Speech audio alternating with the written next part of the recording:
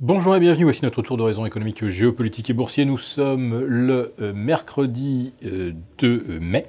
Pour comprendre comment tourne la planète finance, c'est sur la bourse au quotidien et nulle part ailleurs. Et l'épisode du jour s'intitulera « Le funiculaire atteint sa gare sommitale record breaker ». Et oui, voici le CAC 40 à 5540 à 2 petits points. Et encore à l'instant où je vous parle, peut-être les a-t-on déjà gagnés, à 2 petits points donc du record absolu de clôture du 23 janvier dernier. Le funiculaire parti de 5060 vient donc de prendre 400 points en ligne droite depuis le 28 mars dernier. Depuis le 28 mars, plus aucune consolidation sur le CAC 40. En fait, il n'y a eu que des séances de hausse depuis le 28 mars, sauf 4. 2 de consolidation inférieure à 0,6 et 2 séances de non-hausse, moins 0,20, moins 0,04. Et puis c'est reparti.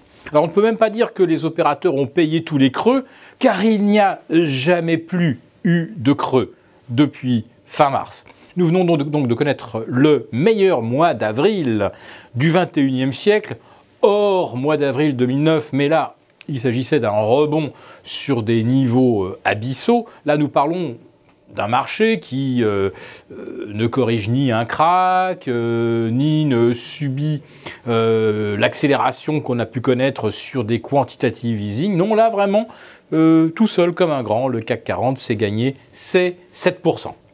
Alors aujourd'hui, qu'est-ce qui soutient en quelque sorte la tendance pour entamer ce mois de mai? Eh bien, Donald Trump qui accorde un mois supplémentaire d'exemption de surtaxe de l'acier et de l'aluminium.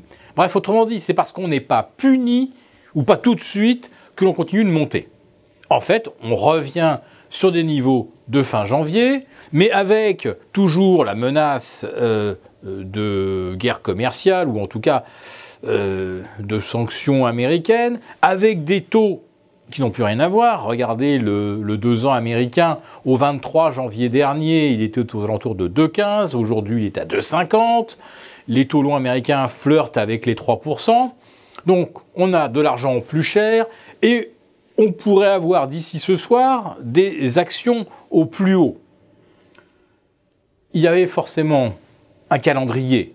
Si ça commençait à monter le 28 mars et que ça n'a jamais cessé depuis, c'est qu'il y avait bien dans les tuyaux un projet de retirer le marché vers ses sommets. Alors, l'élément technique le plus favorable, ce fut la remontée du dollar face à l'euro, dollar que l'on retrouve maintenant au-delà des 1,20, 1,20 contre euro. Un dollar peut être soutenu aussi par le contexte géopolitique. En effet, M. Netanyahou avait fait une annonce lundi. Il allait apporter de nouveaux éclairages cruciaux sur l'Iran. Et à la télévision israélienne, il a voulu apporter la preuve que l'Iran poursuivait son programme de recherche et de développement de l'arme nucléaire, mais en fait en produisant des documents que tout le monde connaît déjà depuis 2003.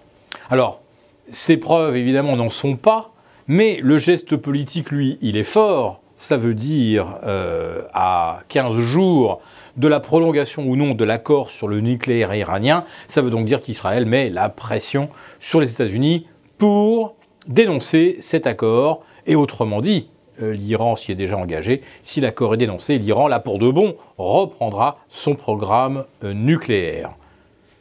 Et a priori, si on devait faire le pari, eh bien, cet accord va effectivement être dénoncé par Donald Trump pour de très mauvaises raisons, mais peu importe. Là aussi, il y a un agenda, un calendrier, comme le bombardement de la nuit du 13 au 14 avril, suite au pseudo-bombardement du 7 imputé à Bachar el-Assad. Il y a un calendrier.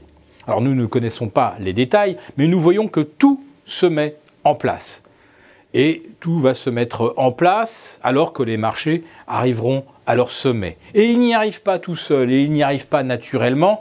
Les Sherpas les poussent vers les sommets. La tension des taux qu'on a observée aux États-Unis fin avril, elle ne devait rien au hasard, naturellement. Regardez la dette américaine. En l'espace de 6 mois, elle vient de bondir de plus 1000 milliards. C'est la plus forte accélération qu'on ait connue depuis le premier semestre 2009. On était alors en pleine crise. Bref, on voit que la planète entière a choisi la fuite en avant dans les déficits, dans la croissance achetée à crédit. Mais déjà, cette croissance, et malgré tout l'argent injecté dans le système depuis le début de l'année, essentiellement par la Banque centrale de Chine, eh bien même cet argent ne suffit pas à soutenir la croissance en Europe, qui retombe de plus 0,7 au quatrième trimestre à plus 0,4 au premier trimestre, et même 0,3 en France. Alors, toutes les projections de croissance à 2, 2,5 que l'on nous faisait miroiter, évidemment, cette croissance, elle n'existe pas. Et surtout, sans l'endettement, elle n'existerait plus du tout.